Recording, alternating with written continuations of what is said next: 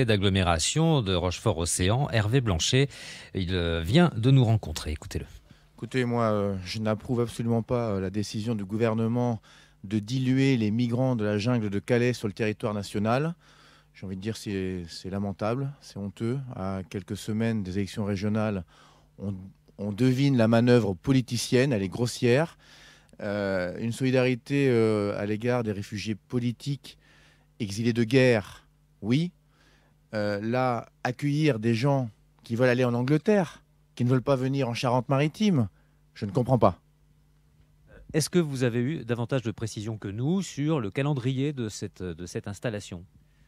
J'ai eu l'information selon laquelle, courant novembre, donc sans date certaine, il y aurait une vingtaine de migrants sur Rochefort. J'ai lu dans la presse qu'une cinquantaine de migrants seraient en Charente-Maritime.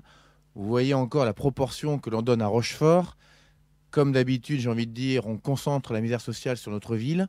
Je trouve ça inadmissible. Donc je m'oppose, moi, à cette initiative. Et en tout cas, je le dirai à monsieur le préfet, avec lequel je déjeune prochainement, jeudi.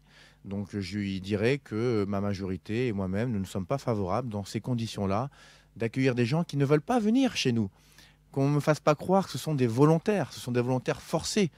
Des gens qui veulent aller en Angleterre, qui ne sont pas en situation régulière. Je ne vois pas l'intérêt de les faire venir à Rochefort. En plus, ce sont des personnes isolées, ce n'est pas des familles, hein, c'est des adultes, si j'ai bien compris le reportage de ce matin. Donc moi, je trouve la manœuvre politicienne, encore une fois, totalement grossière. Et si on veut faire voter les extrêmes, on s'y prendrait pas autrement. Est-ce que vous restez néanmoins sur un accueil effectivement de réfugiés politiques? On pense notamment aux Syriens, bien sûr. Mais mes services, Isabelle Giraud, s'est déjà expliqué sur le sujet. On a pris, nous, les initiatives et dispositions nécessaires avec la capacité qu'est la nôtre, bien évidemment, pour accueillir les gens en détresse suite à la guerre dans leur pays. Et les réfugiés syriens sont tout à fait légitimes à venir.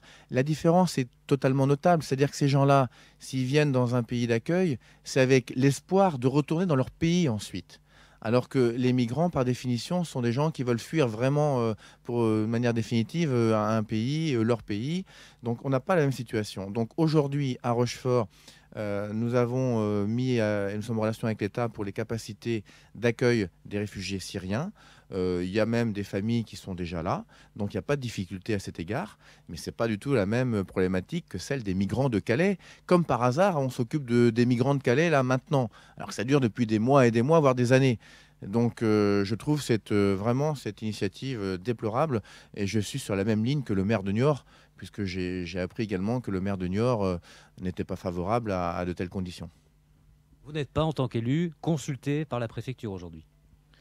Non, puisque l'accueil va se faire au sein de l'AFPA, donc la commune n'a pas d'autorité sur l'accueil de l'AFPA. Je veux dire, c'est une structure privée, avec des aides évidemment publiques, mais c'est une structure privée.